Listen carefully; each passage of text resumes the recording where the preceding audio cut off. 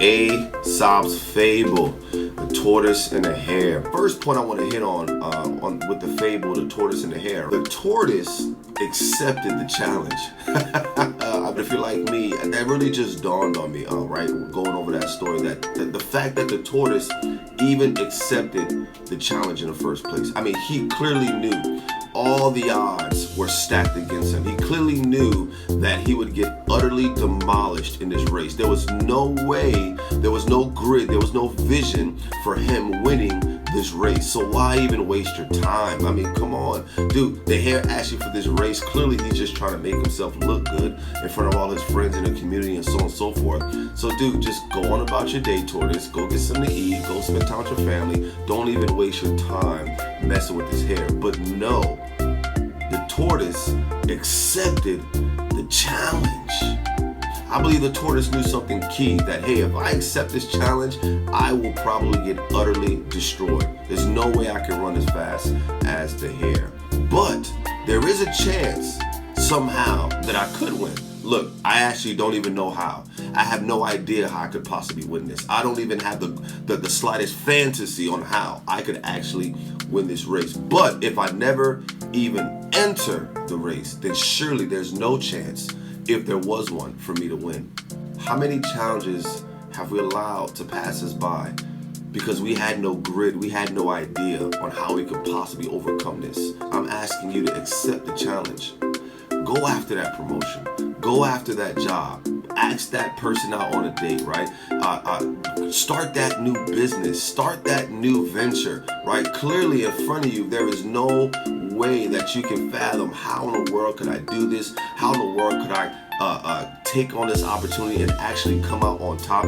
Everyone around me is clearly overqualified, is better than me, can function better than me. But you know what? Sometimes you don't always have to know the how. You just have to get in the race. I'll never forget in high school, and I was homeless, living in a hotel because my mother got evicted due to some health issues and some challenges in life. And finally I was able to move in with my grandmother, and she lived in the basement of a beauty salon in a one-room kind of studio apartment. So I slept on the floor.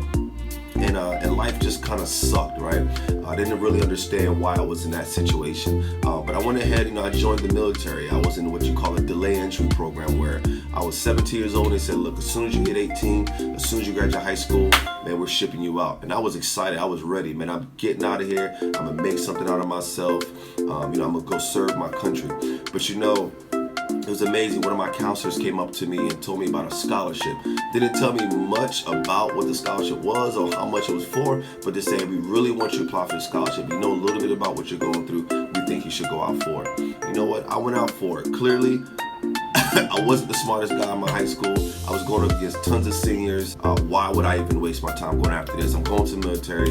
I'm really living a tough situation right now. There's just no way this is gonna make sense. Well, look, long story short, I went after the scholarship. I put the packet together. I put the essay together.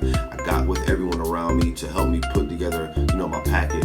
And surely I won this scholarship. And it wasn't just a typical scholarship, right? It was a full 4-year scholarship to whatever university or college I got accepted to.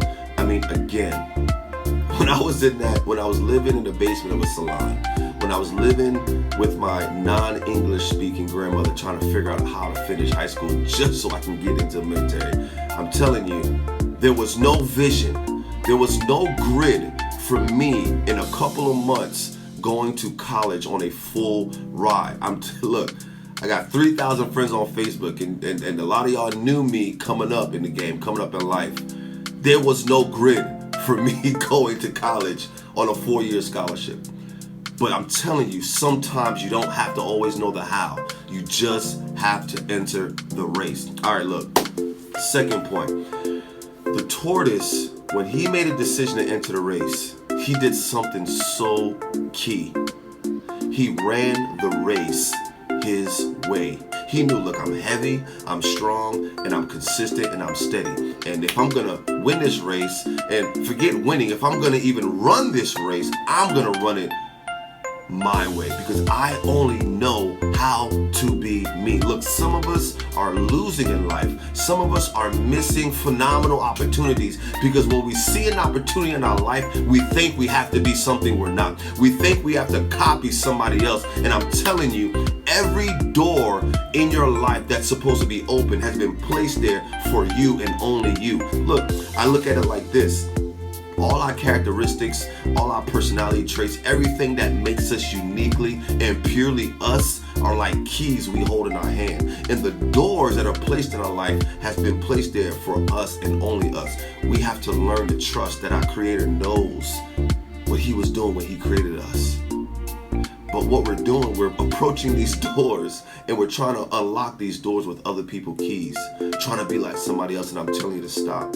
Everything about you is perfectly you. The way you laugh, the way you dance, the way you walk, the way you smile, the way you think, the way you move, the way you strategize. Everything about you is perfectly you, and the world needs to experience you, not adjusted, not tainted, but purely you. Dr. Miles Monroe says it like this. He says, oh man, if you want to find all the riches, all the inventions, all the great ideas in the world, you can go to one place, and it's the graveyard, because there's so much untapped potential that sits in the graveyard. He also tells a story of them sitting in their deathbed, and they open their eyes and they look around, and all the different versions of themselves are sitting there staring at them. All the inventions, the talents, the giftings, all the ideas that were supposed to come forth in that person's life are sitting around on their deathbed, and they ask them this one question: why, oh why, did you never bring us forth? And all that person can say is because I never learned how to be me, because I never stopped trying to be like somebody else. Look, be you, be authentically you, be the purest version of yourself, and watch how you start to come out on top. Look, it's your man Eddie Simon. I'll always be climbing. I know there's more, so I'll always be grinding. Life is too hard. We have to study for this test. So in the end, we all can say we live a life with no regrets. Nehemiah's back at you, man. Let's keep it going, baby.